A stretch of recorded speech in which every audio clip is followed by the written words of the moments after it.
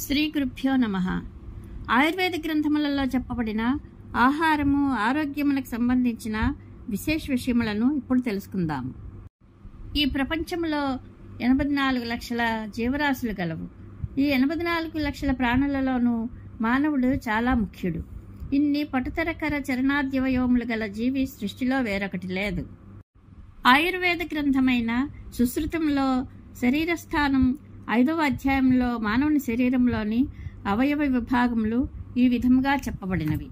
ఎట్లనగా 7 చర్మములు, 7 కలలు, 7 ఆశయాలు, 7 ధాతువులు, 700 సిరలు, 500 పేశీలు, 900 స్నాయువులు, 300 ఎముకలు. చరకుని మతమున ఎముకలు 360 గలవు. 210 సంధులు, 107 మర్మస్థానములు, 24 ధమనులు, 3 దోషములు, 3 మలములు, 9 స్రోతస్సులు, 16 కండరములు, 16 జాలములు అనగా సన్నని నరముల అల్లిక వలలు, 6 కూర్చములు అనగా ఎముకల కట్టలు 4, నీళ్ళలు మన్యలు సిరలు వీటి కట్టలు 2, 4 పెద్ద త్రాళ్ళు, 7 కుట్లు, 14 ఎముకల సంఘాతములు అనగా ఎముకల కూటములు, 14 సీమంతములు, 22 స్రోతస్సులు, 2 ప్రేవులు, 3.5 కోట్ల రోమకూపములు. ఇన్ని పదార్థములు మనిషికి తప్ప ఇంకే ప్రాణికి కూడా, మనిషి కంటే పెద్ద జంతువులకు కూడా లేవు. మనిషికి ఇన్ని ఉత్కృష్ట అవయవ విభాగములు ఉండటి చేతనే మన శాస్త్రములు మనిషిని ఉత్కృష్టునిగా చెప్పినవి. 84 లక్షల జీవరాశులలోనూ మానుషదేహము ఉత్కృష్టమొగట చేతను, ఈ మానుషదేహము సర్వకార్యకరణ సమర్థమొగట చేతను వివేకవంతులచే రక్షింపదగినది. ఈ మానుషదేహమునకు నిత్యము అనేక వ్యాధుల వలన భయము కలదు. ఆ వ్యాధులు రాకుండా కాపాడుటకు సక్రమమగు నిద్ర, ఆహారము, విహారము ఈ 3 చాలా ముఖ్యములు. ఈ నిద్ర, ఆహార, విహారములు ఇంటికి స్తంభముల వంటివి, ముక్కాలుపేటలకుండే 3 కాళ్ల వంటివి. ఇందులో ఏ కాలు తీసివేసినను ఇక ముక్కాలుపేట నిలవదు. అట్లే నిద్రాహార విహారముల యొక్క హెచ్చుతగ్గుల వల్ల శరీరంలో వేగములు ఏర్పడి శరీరమును పాడు చేయును. కాన ముందుగా రోగమంటే ఏమిటో తెలుసుకుందాం. రోగం అనగా శరీరధారకములకు వాత, పిత్త, శ్లేష్మములలో ఉండవలసిన ప్రమాణముల కంటే హెచ్చుతగ్గులుగా నుండుట. ఈ దోషములు సామ్యావస్థలో నుండుట ఆరోగ్య లక్షణము. ఈ శరీరమునందు రోగములు పుట్టుటకు, రోగములు పుట్టకుండుటకు, వచ్చిన రోగములు తగ్గుటకు కూడా ఆహారము చాలా ముఖ్యము. ఈ ఆహారముగా ఉపయోగపడు పదార్థములు అనంతములుగా ఉన్నవి. ఈ పదార్థములన్నీ 3 విధములుగా ఉన్నవి. అనగా కొన్ని ద్రవ్యములను తినిన ఎడల శరీరములోని రోగములు నశించగలవు. కొన్ని పదార్థములను తినిన ఎడల క్రొత్త రోగములు పుట్టును. మరికొన్ని ద్రవ్యములు ఆరోగ్యము చెడిపోకుండా కాపాడుచున్నవి. అయితే ఈ ద్రవ్యములను ఆశ్రయించి 5 ప్రధాన ధర్మములు కలవు.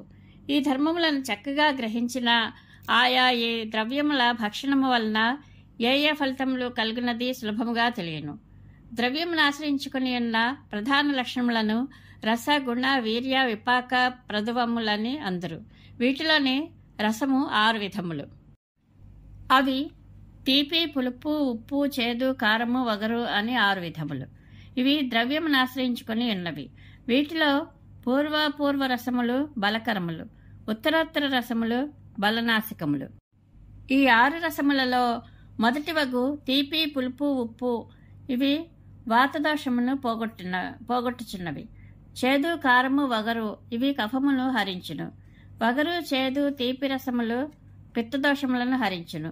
ఈ 6 రసములలో ఏ 3 రసములు ఏ దోషములు పోగొట్టుచున్నవో ఆ పోగొట్టగా మిగిలిన 3 రసములు ఆయా దోషములను పెంచుచున్నవి.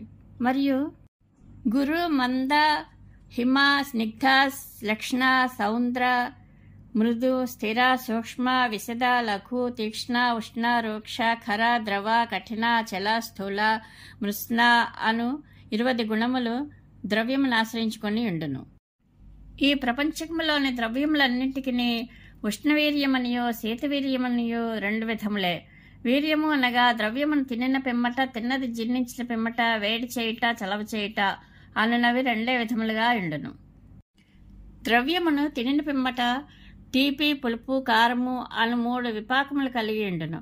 అనగా మనము తిను 6 రసములు గల అనేక పదార్థములు జఠరాగ్ని సంయోగమును పొంది జీర్ణమయ్యే రసాంతరముగా మారును. దీనినే విపాకమందురు. ఇవి 3 విపాకములు. ఎట్లనగా తీపి, ఉప్పు ఈ 2 రసములు మధుర విపాకమును పొందును. ఆమ్ల రసము ఆమ్ల విపాకమును పొందును. తిక్త, ఓషణ, కషాయ ఈ 3 రసములు సాధారణముగా కటు విపాకమును పొందును. ఇక ద్రవ్యనిష్టమగు 5వదగు ప్రభావము అచించమైనది. ఇది ద్రవ్యనిష్టమగు రసగుణ వీర్య విపాకములను లెక్క చేయక అతిక్రమించి ఇండట దగ్గట వలన దీని ప్రభావముని అంచున్నారు. రసమును విపాకము రసవిపాకముల 2 వీర్యమును, ఈ రసవిపాక వీర్యములను 3 ప్రభావమును జయించును. ఈ విధముగా రసాదుల యొక్క బలము సమానముగా ఉన్నప్పుడు ఒకదానికంటే ఇంకొకటి నైసర్గికముగా బలము కలిగి ఉండును. ఇక 2 ద్రవ్యములకు రసాదులు సమానముగా ఉన్నను వీటిలో ఒక ద్రవ్యం కంటే 2వ ద్రవ్యమునకు సామాన్య నియమమును అతిక్రమించే విశిష్టముకు ఏ కర్మ గలదో అది ప్రభావజము. ఉదాహరణకు నేపాళము, చిత్రమూలము ఈ 2 ద్రవ్యములు రసగుణ వీర్య విపాకములలో తుల్యమైనవైనప్పటికీ విశేషముగా చిత్రమూలములో లేని విరేచనములను చేయు శక్తి నేపాళమునకు గలదు. ఇది ప్రభావజనితము. ఇట్లే అష్టిమధకము, ద్రాక్షాఫలము ఈ 2 రసగుణాదులు తుల్యముగా ఉన్నవైనప్పటికీ ఎష్టిమధము కంటే ద్రాక్షాఫలము ప్రభావము చేత అగ్నిదీప్తిని చేయును. ఇట్లే పాలు, నెయ్యి ఈ 2 రసగుణ వీర్య విపాకములు తుల్యములై ఉన్నప్పటికీ ప్రభావము చేత పాల కంటే అధికముగా ఆ పాలలో లేని అగ్నిదీపన శక్తిని నెయ్యి కలిగి ఉన్నది. ఇట్లు ద్రవ్యములకుండు కర్మములలో ఈ పై ఉదాహరణలచే రసాదుల కంటే ప్రభావం యొక్క గొప్పతనము చూపబడినది. ఇంకా విచిత్ర ప్రత్యయారబ్ధమగు ద్రవ్యములు కొన్ని కలవు. అవి మూలసూత్ర క్రమమును అనుసరించవు.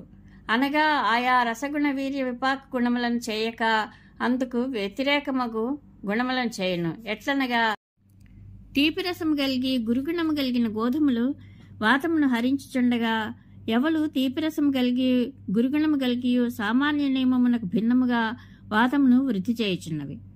తీపిగా ఎండు పాలు నియమ ప్రకారము శీతవీర్యము గల తగ్గుచుండగా దీనికి విరుద్ధముగా తీపి రసము గల చేపలు వేడి చేయుచున్నవి. తీపి రసము గల అడవి పంది మాంసము మధుర విపాకమును పొందుచుండగా ఇదే తీపి రసము గల సింహపు మాంసము నియమమునకు భిన్నముగా కటు విపాకమును పొందుచున్నది. ప్రతి ద్రవ్యము పంచభూతముల కలయిక వలననే జనించును కదా. ఈ పంచభూతముల వలననే రోగకారకములకు వాత, పిత్త, శ్లేష్మములు జనించినవి. అట్లే శరీరము పాంచభౌతికము.